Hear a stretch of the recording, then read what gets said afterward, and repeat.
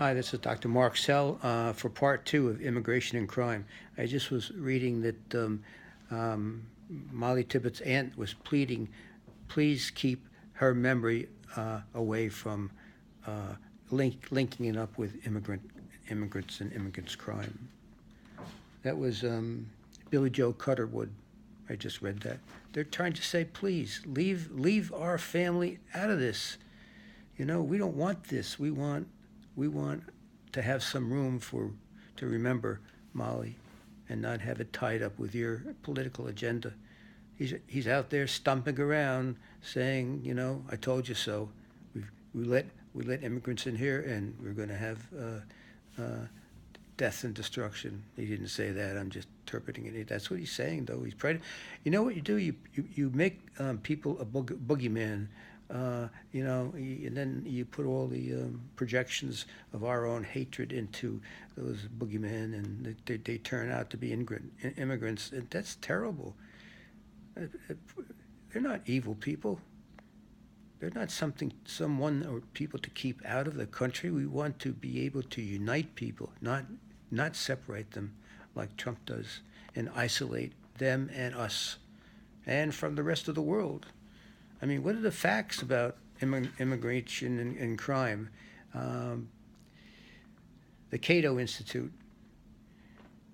Department of Public Safety in Texas, native-born residents were much more likely to be convicted of a crime than immigrants in the country, or in the country legally or illegally. Native-born residents commit the crimes, not immigrants.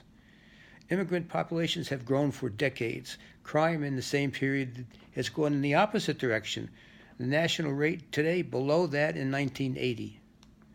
There's a lot about this in the Marshall Project, their report.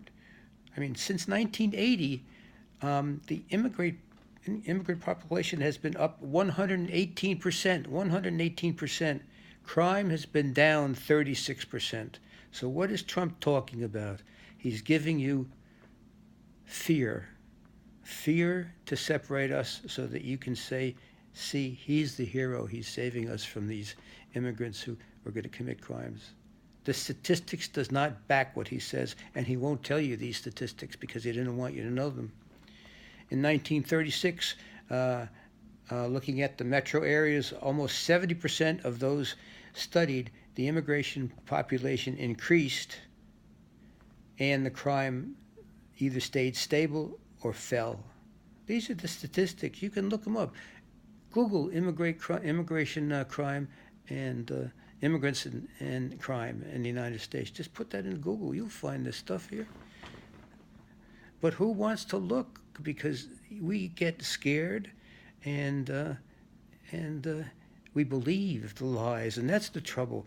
You know, if you drop a little hint and say something that's really not true, you know what it does in the public's minds? To say, oh, maybe that's true, because we believe what we're being told.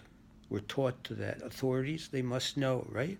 Like your kid goes into the school and he says, you know, comes home to mom and says, Mommy, this teacher treated me meanly. Well, often in the old days anyway, the parent would stick up for the teacher because, oh, what does a child know? Child knows everything, and we the people know everything. We do not have to accept this terrible incrimination of immigrants like Trump is doing. It's terrible. We got to wake up. We have a wake-up call and get as many votes out when the voting comes up in midterm. Just remember, those Republicans who are too afraid to oppose Trump, too fear. What do you want somebody in the country and elect them who's afraid to stand up for what they really believe is right, but they won't say it because maybe they'll lose Trump's approval? Well, his administration is falling down all around him. So we have to believe ourselves and our own conviction about our goodness and honesty that will override everything else. That we are a good people. We want to treat each other fairly and justly, and we're going to behave that way. And whatever Trump says, we have to now believe that it's not true because he's told so many lies. Look up into Google Trump's lies. You'll see so many, so many. He said to the Air Force One, they were asking about these, he was asked about the payoffs to the women who were claiming that there was some relationship between him and them, and he said, I don't know anything about that. Well, he did know. And at that point where he said he didn't know anything about it, he did. So that's all I'm going to say for now. And thanks for listening. And I hope you can leave a comment if you want to on this YouTube video, Part 2, Immigration and Crime. And I hope you can, we can all have some rest maybe someday without being bombarded with this news that's meant to turn us away from really the political problems that we're having in the United States and the economic problems. Not so much for the more affluent, but there's a lot of economic problems for those in the middle class and under. Yeah. So this is Mark Sehl for the YouTube Therapy for the Heart and Podcast Therapy for the Heart. So, thanks a lot. Bye-bye.